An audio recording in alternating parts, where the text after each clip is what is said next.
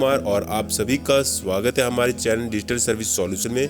दोस्तों, जो आज का जो टॉपिक लेकर आया हूँ, बहुत ही खास टॉपिक लेकर आया हूँ उन विद्यार्थियों के लिए जिन्हें जानना बहुत ज़रूरी है कि शिक्षा में क्या क्या बदलाव आए हैं और वो क्या क्या आने वाले हैं। जी हाँ दोस्तों, नेशनल एजुकेशन पॉलिसी ने कुछ चेंजेस लेकर आई है और वो शिक्षा नीति में क्या बदलाव है, ये सारी की सारी जानकारी मैं इस वीडियो के माध्यम से आपको सिखाने की कोशिश करूंगा, जो अभी लागू नहीं हुई हैं लेकिन लागू हो जाएंगी और लागू जरूर होंगी। तो देखते रहिए, बने रहिए हमारे चैनल के साथ और सीखते रहिए कि वो बदलाव क्या है और पूरा संपूर्ण ज्ञान आप जानेंगे कि वो बदलाव क्या क्या है। चाहे वो स्कूल की स्टडी हो, चाहे वो कॉलेज की स्टडी हो, पूरी की पूरी जानकारी मैं आपको इस वीडियो के माध्यम से मैं आपको दूंगा। और आप देखें, अगर आपको हमारी वीडियो अच्छी लगे तो प्लीज़ इसे लाइक ज़रूर कीजिएगा और अपने दोस्तों में शेयर ज़रूर कीजिएगा, ताकि उन्हें भी मालूम हो कि वो बदलाव क्या क्या होने वाले हैं हमारे शिक्षा नीति में, यानी कि नेशनल एजुकेशन पॉलिसी में। जी हाँ दोस्तों, NEP, ये शॉर्ट वे में बोलते हैं, NEP में क्या बदलाव आने वाले हैं।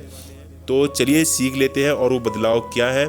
और जिन्होंने चैनल सब्सक्राइब नहीं किया है, मैं उनसे रिक्वेस्ट करूंगा कि प्लीज़ वो चैनल को सब्सक्राइब ज़रूर कर लें और साथ ही साथ बेल आइकन पे ज़रूर क्लिक करें, ताकि हमारी जो भी न्यू वीडियो की नोटिफिकेशन है आपको वो तुरंत मिलती रहे और इसी तरह के आप ज्ञान जो है बटोरते रहें। चलिए दोस्तों, हम स्टार्ट करते हैं वो बदलाव क्या है। तो चलिए दोस्तों, हम जान लेते हैं कि वो बदलाव क्या क्या हुए हैं और क्या क्या होने वाले हैं। तो देखिए, यहाँ पे है नई शिक्षा नीति 2020 नेशनल एजुकेशन पॉलिसी, जिसको मैंने यहाँ पे देखिए बार डायग्राम के थ्रू समझाने की कोशिश की है। साथ ही साथ देखिए यहाँ पे लिखा हुआ है फाउंडेशनल, प्रिपरेटरी, मिडिल और सेकेंडरी। ये क्या है, यानी कि 5+3+3 4, ये क्या है, यानी कि क्लास पहले जो 5 है वो फाउंडेशनल कोर्स है, उसके बाद जो 3 इयर्स का है वो प्रिपरेटरी है, उसके बाद अगेन 3 इयर्स है तो वो मिडिल क्लास है, उसके बाद जो 4 है वो सेकेंडरी क्लास है। और ये है क्या, चलिए सीखते हैं हम इसे।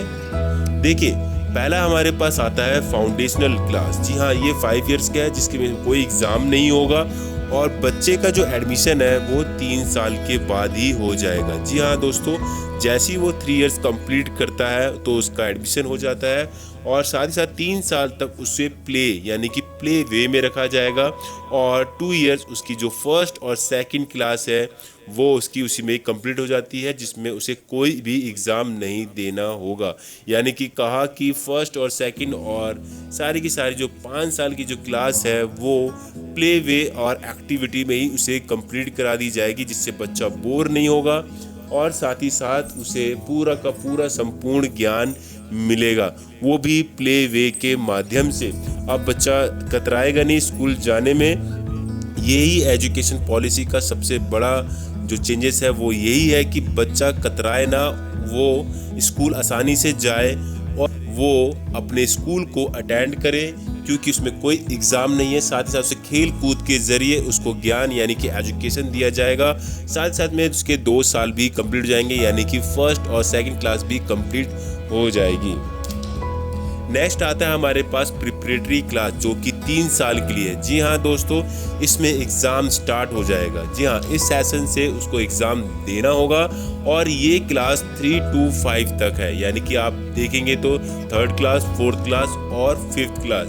जी हाँ, इस प्रिपरेटरी क्लास में उसके जो 5th क्लास तक वो कंप्लीट कर लेता है। इसमें उसको एक्टिविटी के साथ साथ स्टडी भी कराई जाएगी, साथ ही साथ उसको एक लैंग्वेज क्लासेस भी दी जाएंगी। यानी कि इसमें कहा जाए कि लैंग्वेज क्लास मीन्स कि अगर उसकी मदर टंग, जी हाँ दोस्तों, इसमें मदर टंग यानी कि जिस भी अपने स्टेट में है उसी स्टेट से रिलेटेड जो भी लैंग्वेज यूज़ होती हैं वो उस स्टेट की लैंग्वेज को यूज़ कर सकता है, उसमें उस सब्जेक्ट के बारे में वो पढ़ सकता है। जी हाँ दोस्तों, और ये काफ़ी अच्छा है क्योंकि बच्चा जो है जिस भी स्टेट में रह रहा है वो उस स्टेट की लैंग्वेज को लेकर भी पढ़ सकता है। तो काफ़ी अच्छे बदलाव, काफ़ी अच्छे चेंजेस किए जा रहे हैं, जो कि काफ़ी अच्छे हैं। तो देखा जाए तो बिल्कुल ही सेम है, लेकिन बस इसमें कुछ बदलाव हैं आए हुए हैं, इन्हीं बदलाव के कारण बच्चों में एक इंटरेस्ट पैदा होगा, साथ ही साथ वो मोटिवेट होंगे और उन्हें अच्छी से अच्छी नॉलेज और ज्ञान दिया जाएगा।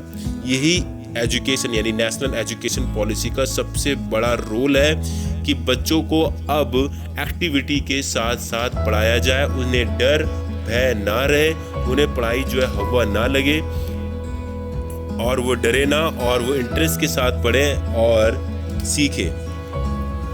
नेक्स्ट आता है हमारे पास मिडिल स्टेज, यानी कि भी 3 इयर्स का है, जिसमें वो क्लास 6, 7, 8 कंप्लीट करता है। ये 3 इयर्स का है जिसे हमने मिडिल स्टेज का नाम दिया है। इसमें बच्चों को कंप्यूटर कोडिंग क्लासेस दी जाएंगी। हाँ दोस्तों, इसमें बच्चों को कंप्यूटर कोडिंग क्लास दी जाएंगी, जिसमें आपने देखा होगा फेसबुक और सोशल मीडिया पे आपने देखा होगा इसका आजकल काफ़ी ऐड आ रहा है।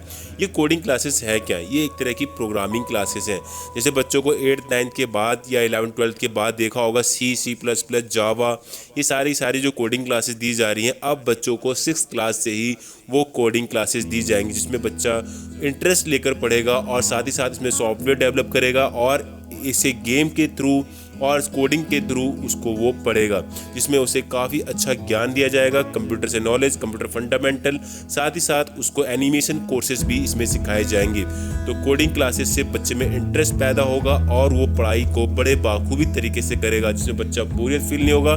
अब जो स्टूडेंट्स हैं वो जाने से कतराएंगे नहीं, बल्कि वो कहेंगे कि जी आना है और हमें पढ़ाई करनी है। अब उसको बोरियत सी फील नहीं होगी और वो इंटरेस्ट के साथ पढ़ेगा। यही नेशनल एजुकेशन पॉलिसी का सबसे बड़ा रोल है कि वो बच्चों को अब बोरियत की तरह नहीं, अब वो उनको इंटरेस्ट लेकर पढ़ने की आदत डाल रहा है ताकि बच्चा सीखे और एजुकेशन गेन करे।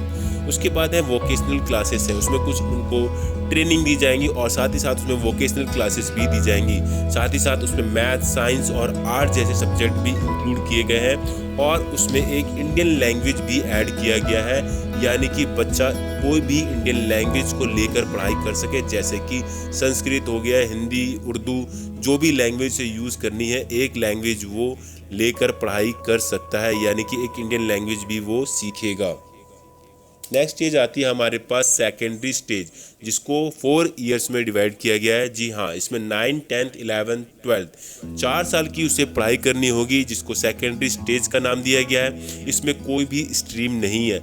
जी हाँ दोस्तों, इसमें कोई भी स्ट्रीम नहीं है, यानी कि बच्चा जब 10th के बाद देखता है कि उसे आर्ट्स, कॉमर्स या साइंस साइड लेनी है, अब इसमें ऐसा कुछ नहीं है, यानी कि बच्चा अपने अकॉर्डिंग जो भी सब्जेक्ट लेकर पढ़ना चाहता है वो सब्जेक्ट इजीली वो उसे चूज़ कर सकता है। जैसे कि मान लीजिए किसी को अकाउंट पढ़ना है, अकाउंट के साथ साथ उसे पॉलिटिकल ज्ञान भी लेना है, तो वो पॉलिटिकल साइंस भी ले सकता है। यानी कि कहा जाए तो उसमें अब बच्चा ये नहीं कहेगा, यानी स्टूडेंट्स ये नहीं कहेगा कि मैंने आर्ट्स की है, कॉमर्स की है, साइंस साइड की है, वो कुछ नहीं बोलेगा। अब वो सीधा सीधा कहेगा कि मैं जो है सेकेंडरी स्टेज में पढ़ाई कर रहा हूँ, यानी कि इसमें कोई भी स्ट्रीम नहीं है। साथ ही साथ इसमें सेमेस्टर वाइज एग्ज़ाम दिया गया है। जी हाँ दोस्तों, अब यानी ईयरली एग्ज़ाम नहीं होंगे, इसमें 6 मंथ का गैप दिया गया है, जिससे वो आसानी से पढ़ सके, सीख सके और अपने रिजल्ट को आगे की ओर बढ़ा सके, यानी कि वो अपने परसेंटेज और एवरेज को भी गेन करेगा।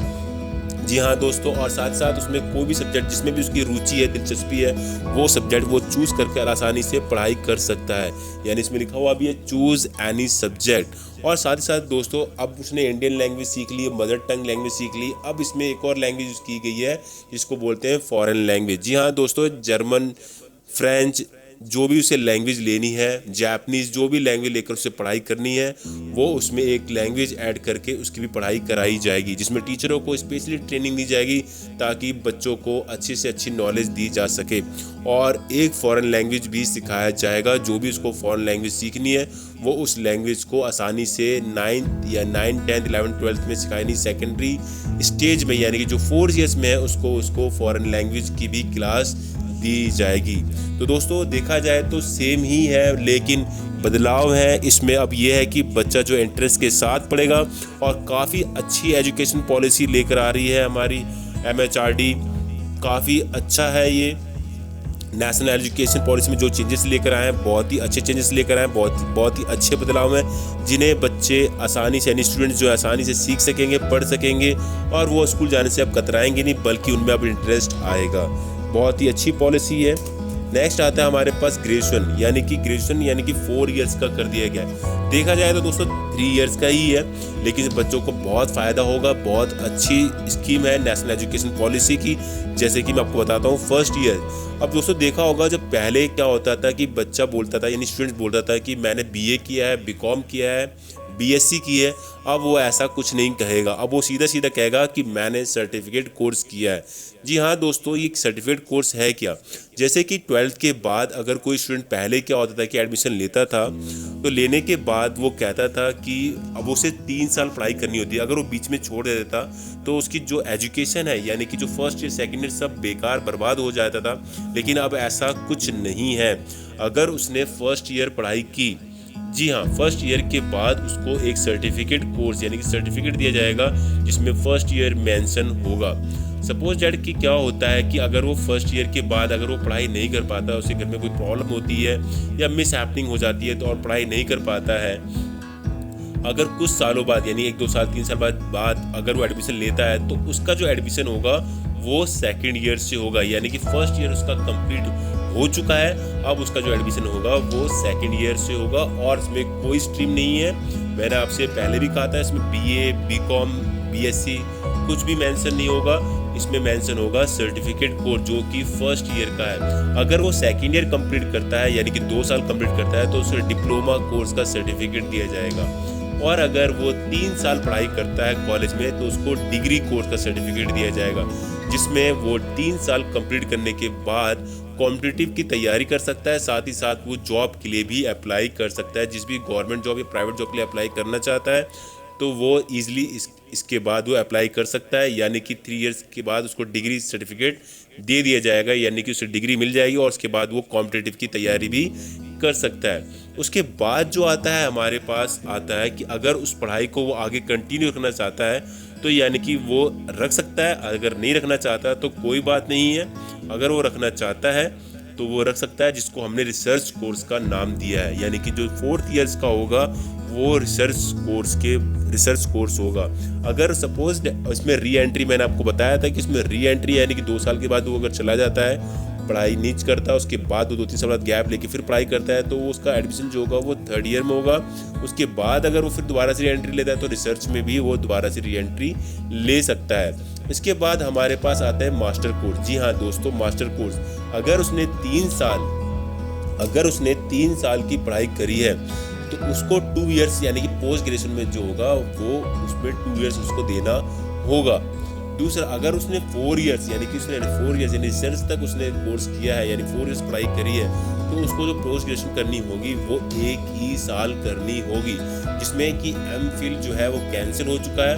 पीएचडी 4 इयर्स का है और इसमें कोई बदलाव, कोई चेंजेस नहीं है। तो दोस्तों ये था हमारा संपूर्ण ज्ञान जिसमें आपको मालूम हुआ कि पोस्ट ग्रेजुएशन क्या है। पोस्ट ग्रेजुएशन मैंने बताया आपको 1 इयर्स का भी है, 2 इयर्स का भी है। अगर वो डिग्री कोर्स करता है तो उसको 2 इयर्स पोस्ट ग्रेजुएशन का होगा। अगर उसने रिसर्च तक करा है तो उसको पोस्ट ग्रेजुएशन का जो होगा वो 1 ईयर का होगा। बाकी एमफिल कैंसिल हो चुका है। पीएचडी जो 4 इयर्स में कोई बदलाव नहीं है, कोई चेंजेस नहीं है। जो भी बदलाव या कोर्स में जो भी चेंजेस आएंगे मैं इसके लिए एक और वीडियो लेकर आऊँगा। तो दोस्तों मैं आशा करता हूँ कि आपको पूर्ण ज्ञान यानी संपूर्ण ज्ञान प्राप्त हुआ होगा।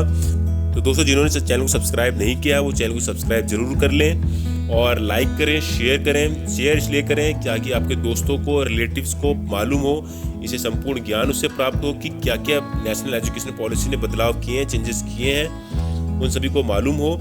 और जिन्होंने बेल आइकन पे क्लिक नहीं किया वो बेल आइकन पे जरूर क्लिक कर लें, क्योंकि मैं इसी तरह की जो मज़ेदार वीडियो है आपके लिए लेकर आता रहूँगा। अब लूँगा मैं अलविदा। ओके, बाय बाय दोस्तों। Thank you for watching this video. Bye bye दोस्तों।